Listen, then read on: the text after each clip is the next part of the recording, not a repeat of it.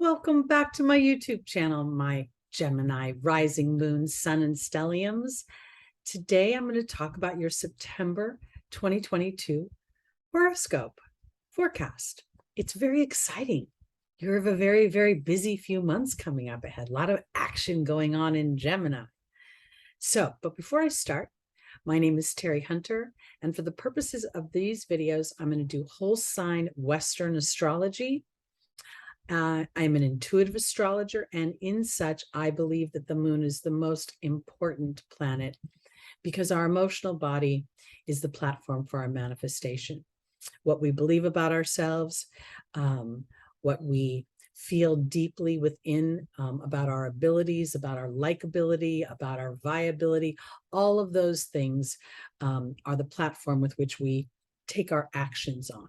So I would check my moon first, and next I would check my rising sign, because our rising sign is the perception. It's, do we see the world half full, half empty? It is sort of a template for our initial soul's perception into the world.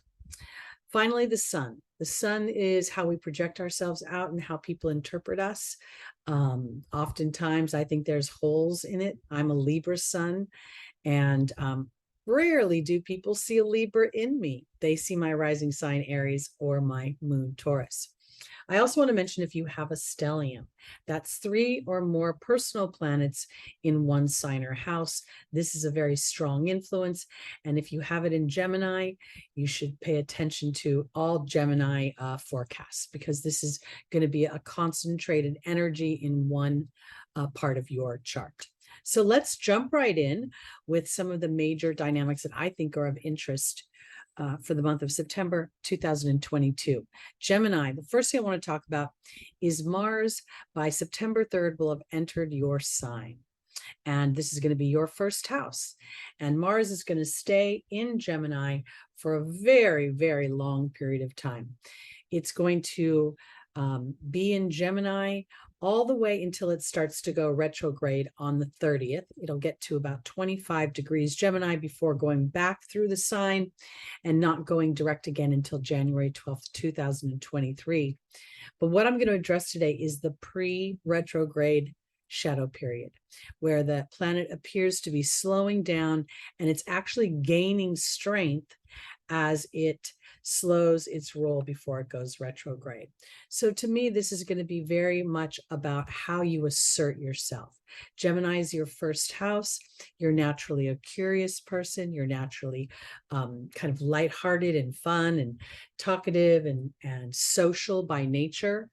And Mars is assertive, aggressive, known as the god of war, but also, the hero archetype comes under the guise of Mars, and it's not talked about enough, because I think that this period of time, while you're kind of working with this idea of how do I assert myself, and how do I still be palatable to the people on my teams and in my networks, and that I talk to through my emails and I run into when I'm picking my kids up from school, or I'm at Costco or the market. Gemini rules our everyday activities. And of the 2 mercurial planets, Gemini has the mercurial dynamic of persuasive conversation.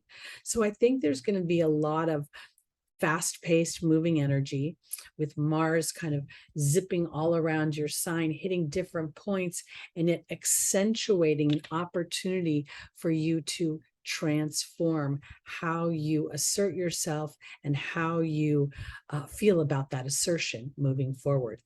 The pre-retrograde period starts at 8 degrees Gemini, and we will see that Mercury starts its retrograde in Libra at 8 degrees. This is the Scorpio degree. So there's a lot of transformation on the table. We have a lot of other planets that are retrograde right now that we know about. I'm not going to really focus on those. I'll hit those week by week. But overall, this month for Gemini, rising moon, sun, and stelliums is going to be an opportunity for you to really look at, am I thinking about, reading, and speaking about the things I want to experience? Am I being assertive in my own life towards what I want? And within that assertion, where am I? Am I aggressively asserting it, or am I asserting myself in a way that says, I know that things come to me easily.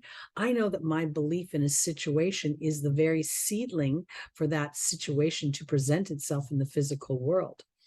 And I think that this is going to inadvertently drift into other areas as we see Mercury go retrograde in your fifth house and fourth house, fifth house of romance and fourth house of home. But before I get there, let me go on to, so the shadow period for Mars going retrograde in Gemini until January 2023. So this is a long process of evaluation, review on how you assert yourself and how you allow the things you have asserted yourself towards to come back to you through not hard work or physical effort, but rather using your mind and the persuasive conversation that Gemini is capable of to continue to enroll yourself in your own dreams and your own visions.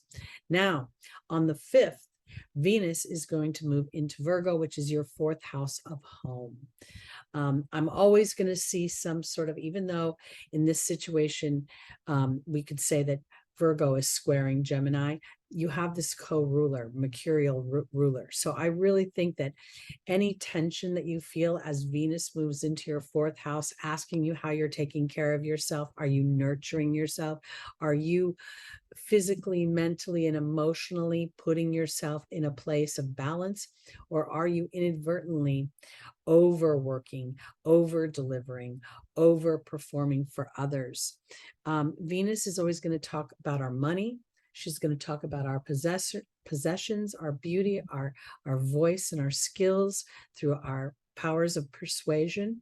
Most people think of it as a singing voice, but a good orator would very much be something Venus could rule. And here in having this Venus be in your fourth house, I think this is an opportunity for you to, I want to say, reinvent yourself in some ways, how you view yourself, your self-nurturing, what you think about your home environment and the dynamics within your home environment.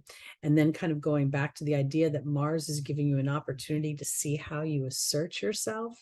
And I kind of want to focus in on the idea that, you know, to me, manifestation comes on inspired action, not obligated action, dutiful action, or fear-based desperate action. So when Venus enters Virgo, and she'll be there all month until the 29th, there's an opportunity for Gemini rising, moon, sun, and stelliums to really look at how they are taking care of themselves. And I want to offer this too, because I think a lot might have to do with the information that you are ingesting. I cannot help but personally notice how many pharmaceutical drug commercials are on television. So when I'm at home at night relaxing, I mute that button because I don't like the subliminal messages it sends for somebody in my season of life.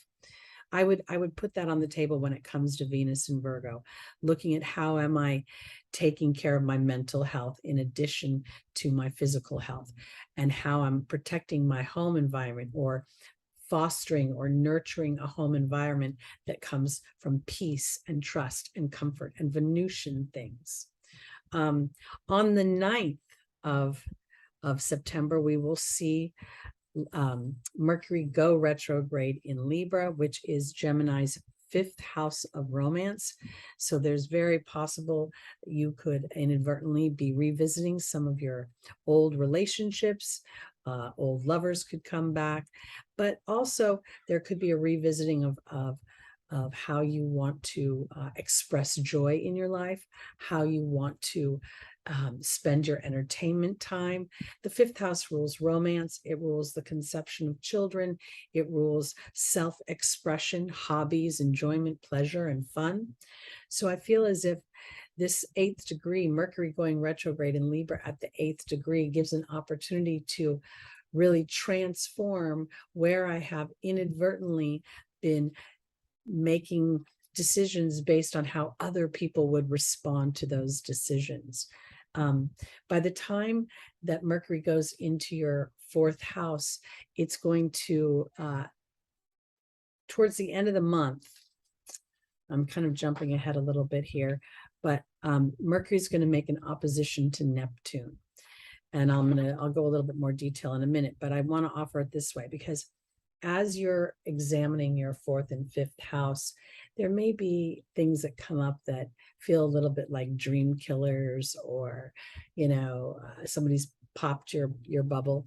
Neptune on its shadow side is a little bit victim to fantasy and illusion in a way that just keeps hoping things are going to get better, and sometimes they won't. So I feel like this Mercury retrograde is going to really illuminate where Gemini might be